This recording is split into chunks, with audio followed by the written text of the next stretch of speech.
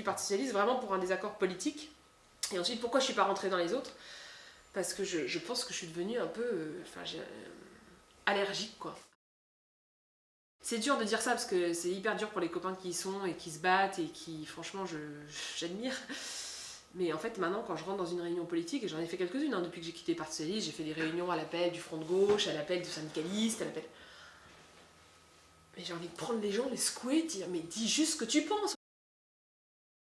J'ai un double problème avec le personnage. C'est marrant, j'en ai discuté avec Éric Coquerel récemment, que je vois assez régulièrement. Ce que je lui ai dit, c'est que moi j'avais quand même un problème fondamental, c'est le même problème avec Taubira pour moi, de faire campagne pour quelqu'un qui porte des valeurs dans lesquelles des valeurs, un projet politique, etc., dans lequel je me retrouve à quasiment 100%. Mais ce personnage est un personnage, pour moi en tout cas de ce que j'ai vécu de loin, je le connais pas personnellement, mégalomaniaque et paranoïaque. C'est un problème d'être paranoïaque et mégalomaniaque quand on veut incarner quelque chose de différent, d'apaisé dans la façon de faire de la politique.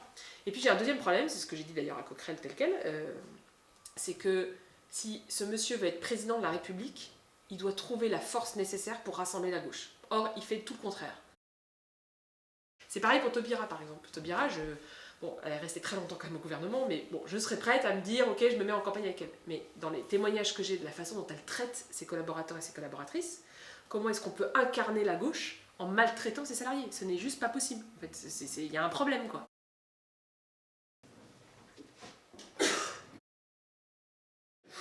Je pense qu'il est misogyne et macho, on va dire macho, misogyne c'est trop bien. En fait, je pense qu'il est macho. Il tient des propos, on a vu un reportage où il appelait la journaliste ma petite. Je dis putain, purée quoi, merde.